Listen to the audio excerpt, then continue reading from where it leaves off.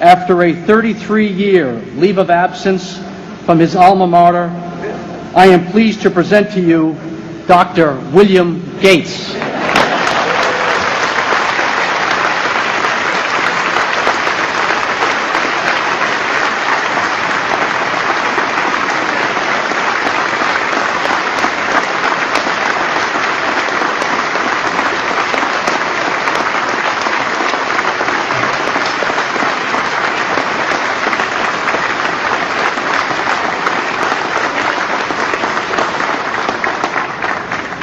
Thank you. President Bach, former President Rudenstein, incoming President Faust, members of the Harvard Corporation and the Board of Overseers, members of the faculty, parents, and especially the graduates. I've been waiting more than 30 years to say this. Dad, I always told you I'd come back and get my degree.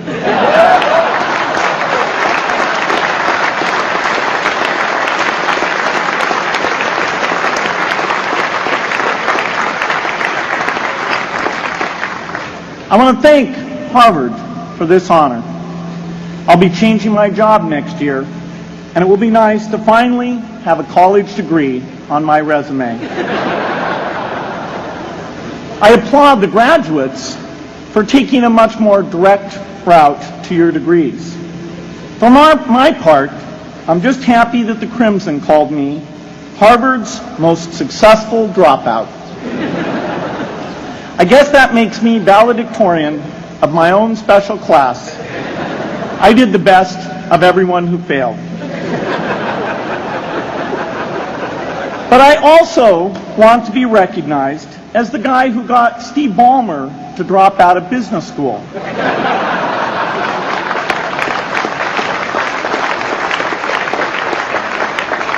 I'm a bad influence. That's why I was invited to speak at your graduation. If I'd spoken at your orientation, fewer of you might be here today.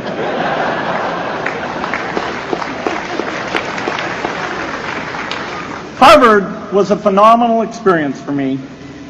Academic life was fascinating. I used to sit in on lots of classes that I hadn't even signed up for. And dorm life was terrific. I lived up at Radcliffe in Currier House. There were always a lot of people in my dorm room late at night discussing things because everyone knew that I didn't worry about getting up in the morning. That's how I came to be the leader of the antisocial group. We clung to each other as a way of validating our rejection of all those social people. Radcliffe was a great place to live. There were more women up there, and most of the guys were math science types. The combination offered me the best odds, if you know what I mean. That's where I learned the sad lesson that improving your odds doesn't guarantee success. One of my biggest memories of Harvard came in January 1975 when I made a call from Currier House to a company in Albuquerque, New Mexico that had begun making the world's first personal computer. I offered to sell them software. I worried they would realize I was just a student in a dorm and hang up on me. Instead, they said, "We're not quite ready. Come see us in a month," which was a good thing because we hadn't written the software yet. From that moment, I worked day and night on the extra credit project that marked the end of my college education and the beginning of a remarkable journey with Microsoft. What I remember above all about Harvard was being in the midst of so much energy and intelligence. It could be exhilarating, intimidating, sometimes even discouraging, but always challenging. It was an amazing privilege, and though I left early, I was transformed by my years at Harvard, the friendships I made, and the ideas I worked on. But taking a serious look back, I do have one big regret. I left Harvard with no real awareness of the awful inequities in the world, the appalling disparities of health and wealth and opportunity that condemn millions of people to lives of despair. I learned a lot here at Harvard about new ideas in economics and politics. I got great exposure to the advances being made in the sciences. But humanity's greatest advances are not in its discoveries, but in how those discoveries are applied to reduce inequity.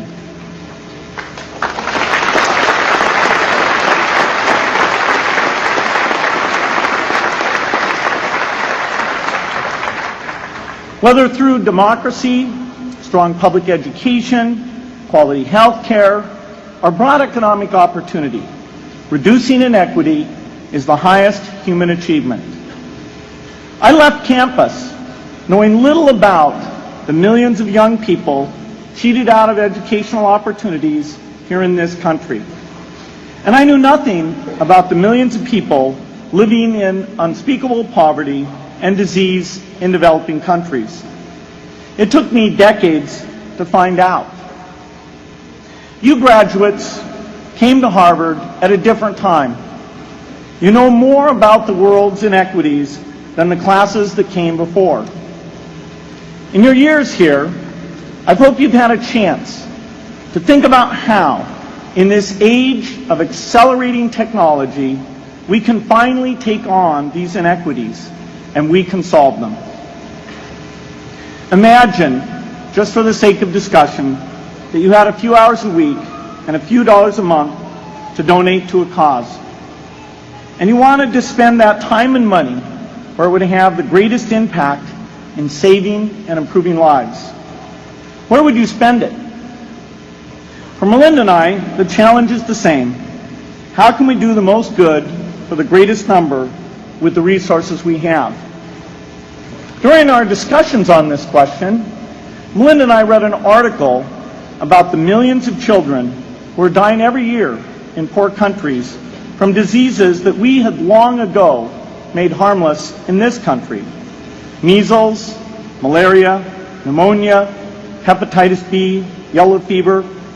One disease that I had never heard of, rotavirus, was killing 500,000 children each year, none of them in the United States. We were shocked. We had assumed that if millions of children were dying and they could be saved, the world would make it a priority to discover and deliver the medicines to save them. But it did not. For under $1, there were interventions that could save lives that just weren't being delivered. If you believe that every life has equal value, it's revolting to learn that some lives are seen as worth saving and others are not. We said to ourselves, this can't be true, but if it is true, it deserves to be the priority of our giving. So we began our work in the same way anyone here would begin it. We asked, how could the world let these children die? The answer is simple and harsh. The market did not reward saving the lives of these children, and governments did not subsidize it. So the children died because their mothers and fathers had no power in the market and no voice in the system. But you and I have both. We can make market forces work better for the poor if we can develop a more creative capitalism. If we can stretch the reach of market forces so that more people can make a profit or at least earn a living serving people who are suffering from the great inequities. We can also press governments around the world to spend taxpayer money in ways that better reflect the values of the people who pay the taxes. If we can find approaches that meet the needs of the poor in ways that generate profits for business and votes for politicians, we will have found a sustainable way to reduce inequity in the world. Now, this task is open-ended. It can never be finished. But a conscious effort to answer this challenge can change the world. I am optimistic that we can do this. But I talk to skeptics who claim there is no hope. They say inequity has been with us since the beginning and will be with us until the end because people just don't care. I completely disagree. I believe we have more caring than we know what to do with. All of us here in this yard, at one time or another, have seen human tragedies that broke our heart. And yet we did nothing, not because we didn't care, but because we didn't know what to do. If we had known how to help, we would have acted. The barrier to change is not too little caring. It is too much complexity. To turn caring into action, we need to see a problem, see a solution, and see the impact. But complexity blocks all three steps. Even with the advent of the internet and 24-hour news, it is still a complex enterprise to get people to truly see the problems. When an airplane crashes, officials immediately call a press conference. They promise to investigate, determine the cause, and prevent similar crashes in the future. But if the officials were brutally honest, they would say, of all the people in the world who died today from preventable causes, 0.5% were on this plane. We're determined to do everything possible to solve the problem that took the lives of the 0.5%. The problem is not just the plane crash, but the millions of preventable deaths. We don't read much about these deaths. The media covers what's new, and millions of people dying is nothing new. So it stays in the background where it's easy to ignore. But even when we do see it or read about it, it's difficult to keep our eyes on the problem. It's difficult to look at suffering if the situation is so complex that we don't know how to help. And so we look away. If we can really see a problem, which is the first step, we come to the second step. Cutting through the complexity to find a solution. Finding solutions is essential if we want to make the most of our caring. If we have clear and proven answers, anytime an organization or individual asks, how can I help? Then we can get action, and we can make sure that none of the caring in the world is wasted. The complexity makes it hard to mark a path of action for everyone who cares, and makes it hard for their caring to matter. Cutting through complexity to find solutions runs through 4 predictable stages. Determine a goal, find the highest impact approach, deliver the technology ideal for that approach, and in the meantime, use the best application of technology you already have. Whether it's something sophisticated like a new drug or something simple like a bed net. The AIDS epidemic offers an example. The broad goal, of course, is to end the disease. The highest leverage approach is prevention. The ideal technology would be a vaccine that gives lifelong immunity with a single dose. So governments, drug companies, and foundations are funding vaccine research. But their work is likely to take more than a decade. So in the meantime, we have to work with what we have in hand, and the best prevention approach we have now is getting people to avoid risky behavior. Pursuing that goal starts the 4-step cycle again. This is the pattern. The crucial thing is to never stop thinking and working, and never do what we did with malaria and tuberculosis in the 20th century, which is to surrender to complexity and quit. The final step, after seeing the problem and finding an approach, is to measure the impact of the work and to share that, success or failure, so that others can learn from the efforts. You have to have the statistics, of course. You have to be able to show, for example, that a program is vaccinating millions more children. You have to be able to show, for example, a decline in the number of children dying from the diseases. This is essential not just to improve the program, but also to help draw more investment from business and government. But if you want to inspire people to participate, you have to show more than numbers. You have to convey the human impact of the work so people can feel what saving a life means to the families affected. I remember going to the World Economic Forum some years back and sitting on a global health panel that was discussing ways to save millions of lives. Millions! Think of the thrill if you could save just one person's life, then multiply that by millions. Yet, this was the most boring panel I've ever been on. Ever. So boring, even I couldn't stand it. What made that experience especially striking was that I had just come from an event where we were introducing version 13 of some piece of software, and we had people jumping and shouting with excitement. I love getting people excited about software, but why can't we generate even more excitement for saving lives?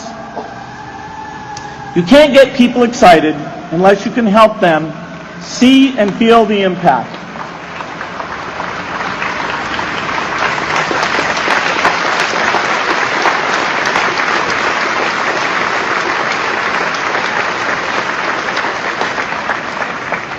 The way to do that is another complex question. Still, I'm optimistic. Yes, inequity has been with us forever. But the new tools we have to cut through complexity have not been with us forever. They are new. They can help us make the most of our caring. And that's why the future can be different from the past. The defining and ongoing innovations of this age, biotechnology, the personal computer, and the internet, give us a chance we've never had before to end extreme poverty and end death from preventable disease. 60 years ago, George Marshall came to this commencement, and he announced a plan to assist the nations of post-war Europe. He said, I quote, "I think one difficulty is that the problem is one of such enormous complexity that the very mass of facts presented to the public by press and radio make it exceedingly difficult for the man in the street to reach a clear appraisement of the situation. It is virtually impossible at this distance to grasp at all the real significance of the situation." 30 years after Marshall made his address, which was 30 years ago, as my class graduated without me, technology was emerging that would make the world smaller, more open, more visible, less distant. The emergence of low-cost personal computers gave rise to a powerful network that has transformed opportunities for learning and communicating. The magical thing about this network is not just that it collapses distance and makes everyone your neighbor. It also dramatically increases the number of brilliant minds we can bring in to work together on the same problem. And it scales up the rate of potential innovation to a staggering degree. At the same time, for every person who has access to this technology, 5 people don't. That means many creative minds are left out of this discussion. Smart people with practical intelligence and relevant experience who don't have the technology to hone their talents or contribute their ideas to the world. We need as many people as possible to gain access to this technology, because these advances are triggering a revolution in what human beings can do for one another. They are making it possible, not just for national governments, but for universities, corporations, small organizations, and even individuals to see problems, see approaches, and measure the impact of their efforts to address the hunger, poverty, and desperation George Marshall spoke of 60 years ago. Members of the Harvard family, here in the yard is one of the great collections of intellectual talent in the world. For what purpose? There is no question that the faculty, the alumni, the students, and the benefactors of Harvard have used their power to improve the lives of people here and around the world. But can we do more?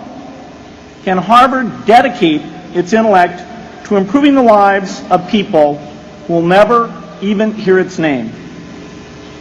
Let me make a request of the deans and the professors, the intellectual leaders here at Harvard. As you hire new faculty, award tenure, review curriculum, and determine degree requirements, please ask yourself, should our best minds be more dedicated to solving our biggest problems? Should Harvard encourage its faculty to take on the world's worst inequities?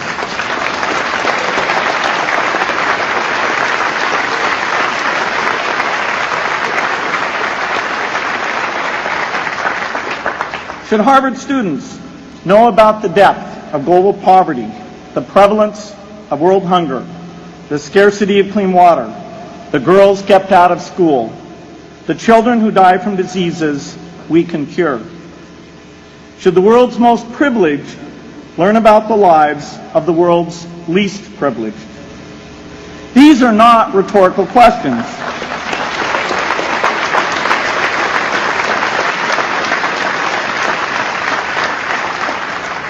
You will answer with your policies. My mother, who was filled with pride the day I was admitted here, never stopped pressing me to do more for others. A few days before I was married, she hosted a bridal event at which she read aloud a letter about marriage that she had written to Melinda. My mother was very ill with cancer at the time, but she saw one more opportunity to deliver her message, and at the close of the letter she said, "From those to whom much is given, much is expected."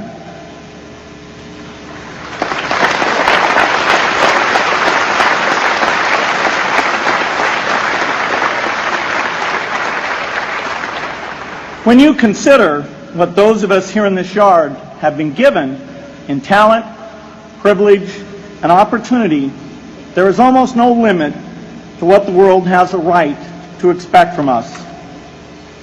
In line with the promise of this age, I want to exhort each of the graduates here to take on an issue, a complex problem, a deep inequity, and become a specialist on it. If you make it the focus of your career, that would be phenomenal. But you don't have to do that to make an impact. For a few hours every week, you can use the growing power of the internet to get informed, find others with the same interests, see the barriers, and find ways to cut through them. Don't let complexity stop you. Be activists. Take on big inequities. I feel sure it will be one of the great experiences of your lives. You graduates are coming of age in an amazing time. As you leave Harvard, you have technology that members of my class never had. You have awareness of global inequity, which we did not have. And with that awareness, you likely also have an informed conscience that will torment you if you abandon these people whose lives you could change with modest effort. You have more than we had. You must start sooner and carry on longer. And I hope you will come back here to Harvard 30 years from now and reflect on what you have done with your talent and your energy. I hope you will judge yourselves not on your professional accomplishments alone, but also on how well you have addressed the world's deepest inequities, on how well you treated people a world away who have nothing in common with you but their humanity. Good luck.